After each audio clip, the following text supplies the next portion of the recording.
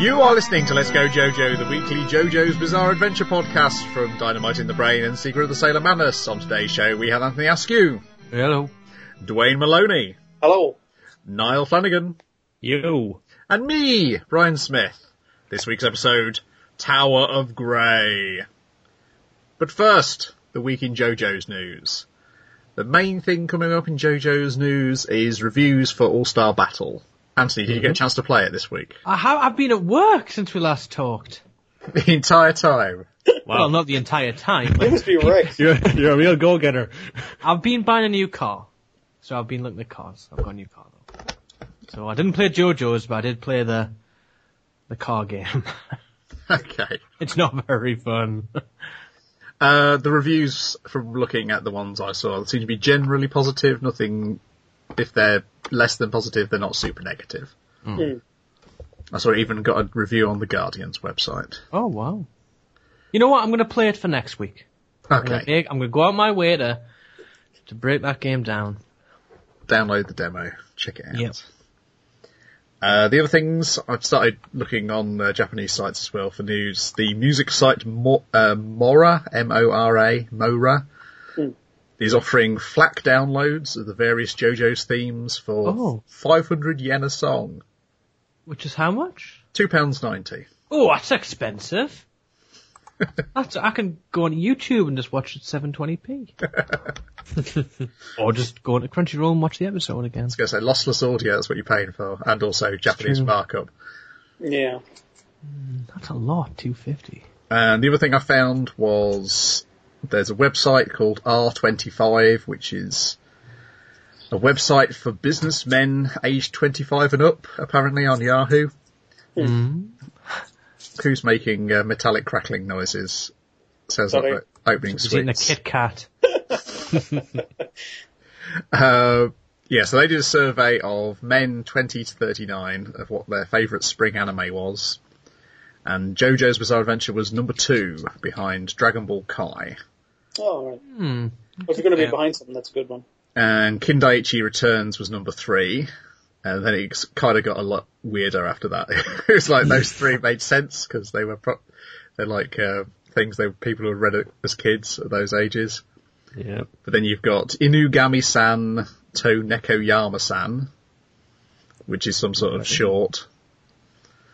I have no idea what it involves. Insufficient Direction, which is another comedy short. That's based on that Moyoko Anno manga about her and Hideaki Anno's marriage.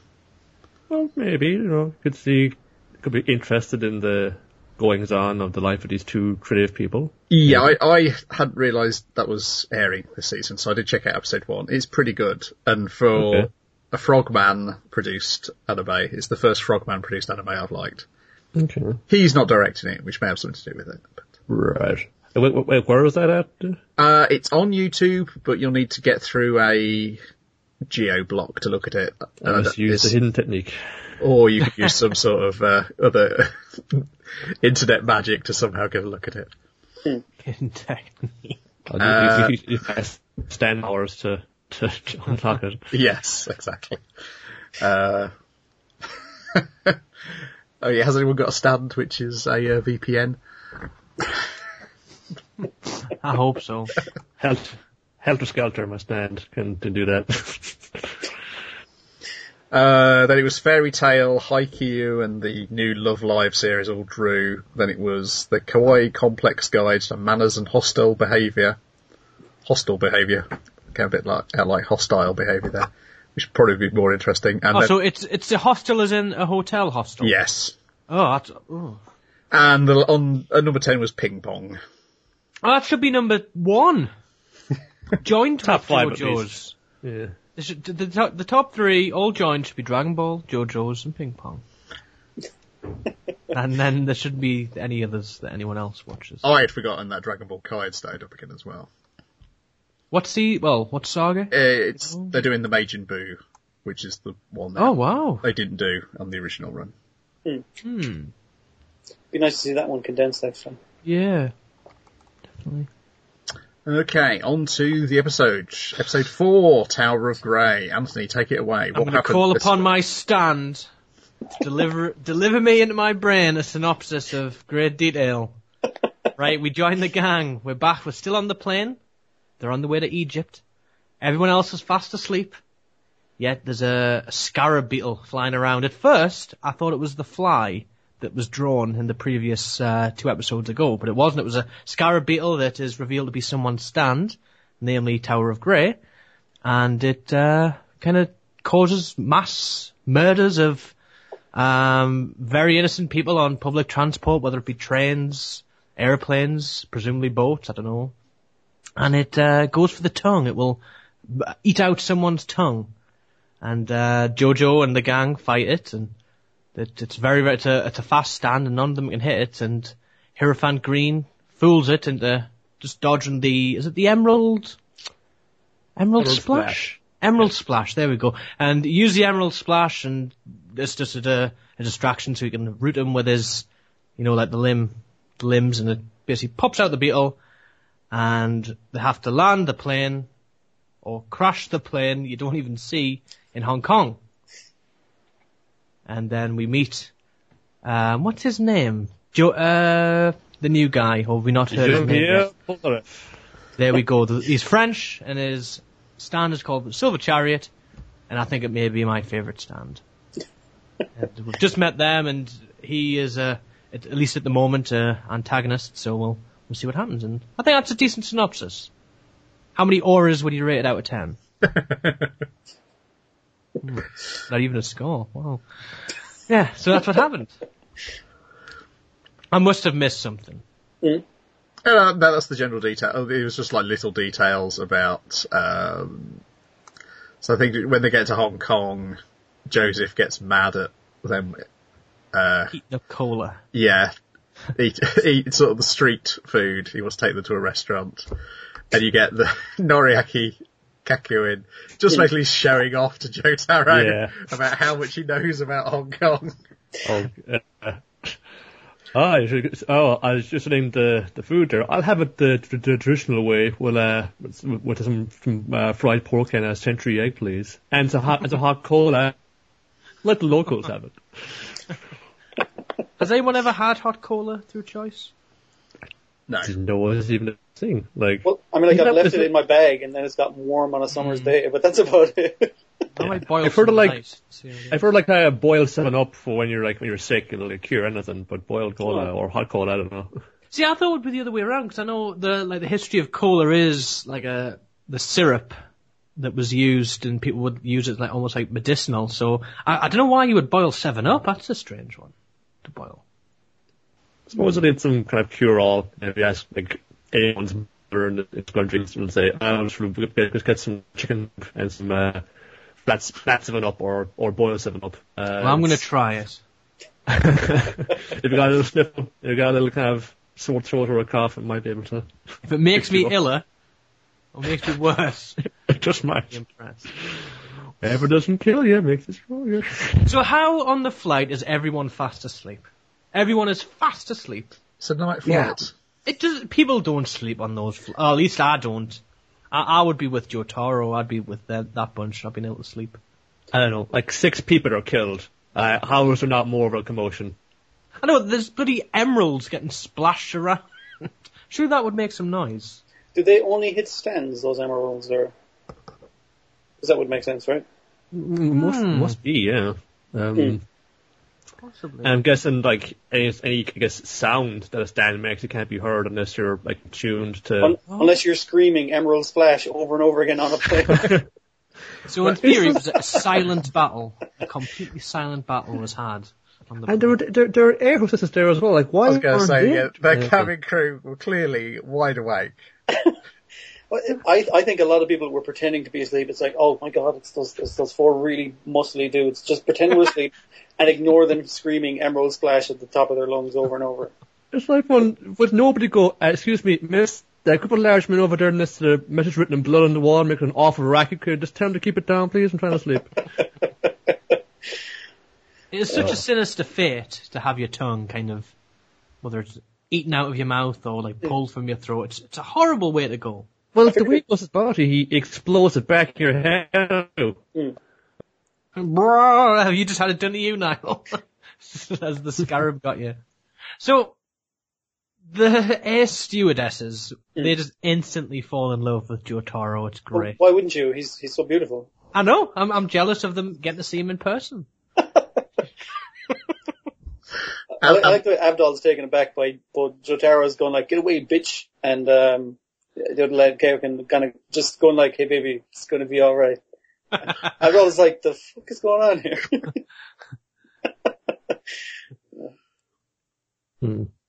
He seems to be the voice of reason.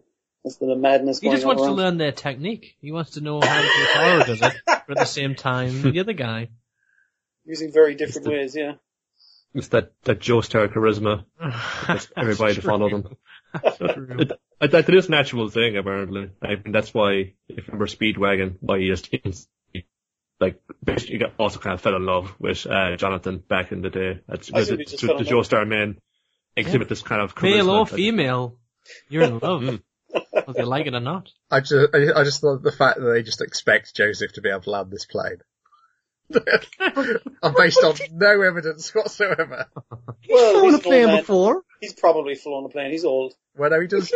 He qualifies He's dressed like Indiana Third one or Jones. He something? must be able to fly a plane. He qualifies it that you can fly a propeller plane, but and that this He is the qualifies third. that he's crashed. Yeah, like this was the third time he's been in. Have you ever heard of a man being in 3 plane crashes? And it's the thing of, if he's not driving the plane will be fine. But if he's driving the plane, he will crash it. That's the key. If he's on the plane, it's going to crash. No, because he meant to put Japan on a plane. But someone else was driving, you see. If he was driving the plane, it would have crashed. It's inevitable. That's pretty much, and it does, but the other thing is they decide that they can't take planes because it's too dangerous, so they decide on another route. Which seems to be the longest way around. Yeah. It does beg the question, do the Speedwagon Foundation not have any private jets they could have just taken rather than having to use a commuter flight? They might have had like a discount on it or something. Yeah. I'd be willing to fight a stand user every flight if it meant I travelled like 500 miles an hour. Even if you got 10 minutes journey time. Well, we never saw the crash. You never saw the crash. Yes, maybe, true. Maybe after the crash, they thought we'd never get on a plane again. Yeah. I mean, it seemed to have just kind of snuck off. No, they weren't like taken aside for questioning or anything like that. I mean, the second half of the episode should have been them in the local police station getting questioned. Yeah, why is there a dead man with the imprint of an insect in his tongue? That his tongue is now ripped in two. Yes. And also a bunch of people who look like they've been shot through the chest by a beetle. By a beetle. I like, sorry, go on now. I was just going to say, man, Tao, he could like enunciate quite well for a dude that has his tongue bifurcated. See, I was thinking, was the beetle like replacing it, like an isopod, you know? So he could talk again. It's like when Brian's tongue was bad. He managed. I did, yeah. That's true. See, this was like a bringing it back to you, was it, Brian? It was. I never thought about that, yes. Did you have more blood coming out of your face than is possible to have in a human body? Because that's how it seemed in this. It was explained to me that there's a lot of blood in the tongue. But not to worry if it starts bleeding. Okay. Is it the strongest muscle in the body? They didn't explain that to me. Yeah, I'm sure it is. Like, if your bicep, which is, obviously you can grow, but this is not the time to be talking about it, but the tendon on the bicep is a lot thinner and, I guess, weedier than a tongue. If your bicep was made of tongues, you would be the strongest man. I figured like a leg muscle would be the strongest, surely, because the I tongue can't is... stand up on my tongue. Think how accurate you can kind of twist your tongue to, like, say words, like the tiniest, detail. Like, that's a strong muscle. Well, don't you guys remember like the tick and tongue? Oh, that's true. Yeah. The core of the creature is made entirely out of tongue. It was like very, very strong as well. And he was the strongest. Let's pour some water on those fires of Anthony here from Wikipedia saying the statement that the tongue is the strongest muscle in the body appears frequently in lists of surprising facts. I didn't get from one of those silly lists. But it's difficult to find any definition of strength that will make that statement true. Note that the tongue consists of 8 muscles, not 1. Well, there we go. So it's not even Point proven in not as many words. So back to the topic. Maybe. I don't like being. Yeah. I was wondering, although, we're talking about Tower of Grey and obviously this notorious, saboteur, and he refers to this air disaster over Britain last year. I was trying to think, was he referring to the Lockerbie air disaster, but that was like in 88, where this is in 87, so I'm guessing it was some kind of fiction air disaster, but it just kind of bugging me. I was like trawling lists of, plane crashes. To see if it related to something, at the time, yeah.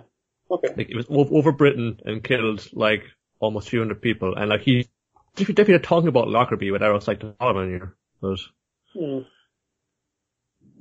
And what's his motive? It's just purely money and... I think initially they said he just liked killing tourists, Abdal says, and then he starts working for Dio, possibly for money, possibly for the laugh.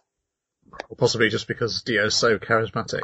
But because that's the other one as well, But because he's evil already, he doesn't need to have a implant put in his forehead. Oh, and that's the other thing at the start. We see this old woman going on about, I'm so scared of you, Dio, you're hot. Which is kind of odd. Oh, yes. Enya. That's her name, Enya. Or they might change it to Yaba, in this. I'm not sure what I want to do with it. Actually, what's the French guy called again? Jean Pierre Polnareff. Jean Pierre Polnareff. Polnareff, yes. Polnareff, right. Sounds I love his Russian. introduction when he has the star. I don't know whether it's I don't know what it is that he pulls out carrot. the dish. It is a carrot. Very. Yeah, a star-shaped carrot. Yeah, I just love that introduction when they all click like shit. This guy's a bad guy. I like his kind of introduction where he pulls down a newspaper and it's like, hello, I'm French, I'm wearing a boob tube, and I have Giles' hair. I hope you don't mind me joining you for dinner. His outfit is awful. I mean, like, JoJo's change is pretty crazy, but at least, like, he's wearing a jacket and a shirt, it's acceptable. What the hell is he wearing? Silver Chariot is the best stand. Is it? And it comes out the soup. That is so It comes out the soup. It does. Oh. But I think it's the best one where it makes a fire clock I was like, wait, what? Oh yes. I didn't know a sword could do that. I guess. Master of clockwork and moving parts as well. That's some fancy swordsmanship. It's like fun that this Silver Chariot, it can like cut things into half like a thousand also always knows what time it is. Sponsored by Rolex. Oh man. Actually, we got two new voice actors here as well. We have like Fuminori Komatsu as Polnareff. Only thing I can see he's the dub voice of Shia LaBeouf in the Transformers movies. Oh wow. That's interesting. So we've got Orlando Bloom. Yeah. And Shia LaBeouf or Beef. Did you call him Shia LaBeouf? I think it's how you say it. It's LaBeouf. Shia LaBeouf. I don't know. Well, I like to think it's Beef as of now. Well, they call him the Beef, or they used to anyway. So I thought that was where it came from. No, it's because that's French for the beef. Yeah. Oh, I see. Yeah. He was also, so who else is he? He's in, these are the main roles, seems to be in the Danball Senki, TV shows. Yeah. But the other one would be Reiko Suzuki, who was Enya, and she'll appear again, so we'll hear her again, but her main thing is just playing anime grannies. In a lot of Crayon Shin-chan. I know Old Next Door is a recurring character in Crayon Shin-chan, but she's been in a lot of them. And, Grey Fly was Katsumi Cho, who was... He sounded familiar. I don't know what you know him from. He was, Wily in Rockman.exe stream. He looks like him. And he was Owlhead in Lupin the Third, a woman called Fujiko Mine. Oh, definitely not that. Definitely not where I know him from. I don't know, when he started speaking, I was like, yeah, this is the guy. He's the stand user because his voice sounds good in the sense of, they've got someone in who's not just a rabbling idiot. And so Jean Pierre Polnareff is named after, is it Michel Polnareff, the singer who Don Quixote Doflamingo in One Piece is appearance based on. Oh, I see. Oh man, layers upon layers there. I know. This guy Polnareff is like this wellspring of character ideas for your manga. Apparently, Greyfly is named after Glenn Frey from the Eagles. That's a loose one. As I say apparently, I have seen some dodgy ones on the JoJo wiki, which we'll get to when those characters appear. It's like ones that is impossible unless Araki has a time machine for him to have named them after the things people are claiming he named them after. Oh, I've just seen a horrible JoJo spoiler. I just googled Jean Pierre and Oh yeah, he's no, I'm gonna hope I forget about it. There's a possibility that it may slip my mind while just so. Use your stand ability to forget about it. Oh, I wish that was my stand. That'd be great. You forget things in your roundups. Your Google history. Yeah, I can erase my mental Google history. But it was a good episode. Yeah, pretty good one. Initially I was like, why isn't anyone helping JoJo fight that beetle? That was kind of funny, trying to punch the beetle and when they'd all just stood in like... Yeah, they all just sort of stood there. Huddle of people. Yeah. At least it kind of made sense that, obviously, Mohammed can't help out because shooting fire in a plane is probably bad. And what is old JoJo going to do? Karate chop it? And like, that's about all he can do. I think he tries to do that, doesn't he? At the very start, I'm sure he misses. Sure no, is that when... Maybe he doesn't. But he should have. It is only 2 out of them that can actually fight in a plane. So I was wondering where that extra noise was coming from. Oh. Yeah, me too. The beetle. Sounded like there was another podcast going on in the background. We're at a podcast festival. Being bugged. Was tapped into our signal. I really like the music. I really like the music on this episode, though. I think this was the first one where I thought the incidental music really added something, particularly during the tension on the flight. Yeah, it is good. I didn't notice that. Maybe it's probably a good thing, a good soundtrack. You don't notice it. That's adds into it. Might take a listen back now, because are they still going with that whole dubstep thing, or? Well, I doubt it, because the guy who composed the Part 2 soundtrack was super annoyed about the way they used it, so I don't think he's the composer this time round. Let me see if it says who is the composer. I kind of like the dubstep stuff from the previous seasons. Yeah, I think they were using the music in the way he didn't think it should be. It happens. And apparently that's something which happens quite frequently. I heard a report at San Diego Comic-Con last year. They had a panel about soundtracks, and a lot of the composers on there said, yes, sometimes you go and see the film and they're completely misusing your music. It's like, I did not write that piece to be put against a scene like this, yeah. So I think that was, composer. Music. Oh, Yugo Kano. I know he's done for Early the Mighty Decode anyway. What else? Library War and Psychopass. And what else is there? And Hataraki Man, which I started but didn't finish. Yeah, so it's somebody different. So they've had somebody different for each part so far. Okay. Yeah, like Yugo Kano, he did a good job on Early the Mighty Decode. It was very superhero-y, but in a good way. Oh, I think we forgot to mention, when the beetle writes the word massacre on the plane in blood, using people's hearts by the look of it. I like the translator to explain to us. It's the tongues. The tongues. Sorry. Yeah. He shot through those dudes pretty quick. It was hard to tell. Yeah. But it's like now it's going, massacre. That means everyone's gonna fucking die. Really? Thanks, no answer. Yeah. Oh, that was nice.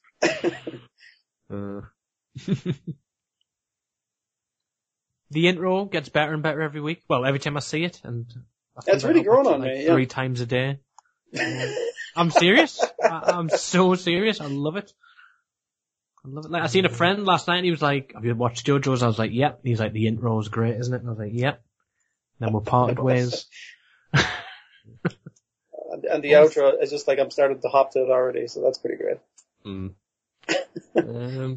Also as well, because we're kind of going to be hitting a lot of different locations now from here on out. Does Hong Kong look like Hong Kong to you? Looks about right. I never really know about it. Well, think of like if you've ever seen a movie around that, does it look like it's... It kind of looks like an 80s thing. That they certainly didn't try and modernize it or anything. It's not quite going as much for the details as the Kindiachi episodes, which are currently going on. It's all set in Hong Kong, but they're using some specific geographic locations. Right. As part of the background. Yeah, there was like a kind of retrospective on like kind of a JoJo spin-off thing on ANN there recently, and it's like talking about like like Hirohiko Araki, he like travels around. It's like referring to some other like manga creator who needed to get like image references from he had to send some other guys over to get like the image references for him. So if you were an assistant, like, all right, free holiday. Which kind of sad, the poor guy, he's stuck at home having to keep to his publishing schedule from his manga, keep publishing his manga, Yeah, I just wonder whether Oda went on these holidays and then comes back and then that's the next island in One Piece. Is there a London island? Well, we're currently on the Mediterranean island. Yeah, kind of Spanish coast. Spain, yeah, we've had the Venice island before, and I want to see a London. No, I want to see a Newcastle. That'd be great. Some hard cases. Gonna be some few hard cases there. That'd be a cameo. Me and Luffy. I don't know what power I've got, but I'm there. Okie dokie. So join us next week for episode 5 of Let's Go JoJo. Laters. See you then. Although paintings on the tomb, I do the sand dance, don't you know? If they move too quick, they're falling down like a domino. All the buzz are men by the now, they got the money on the bet. Go crocodiles, snap your teeth on your cigarette. Go on top of the hooky pop, say,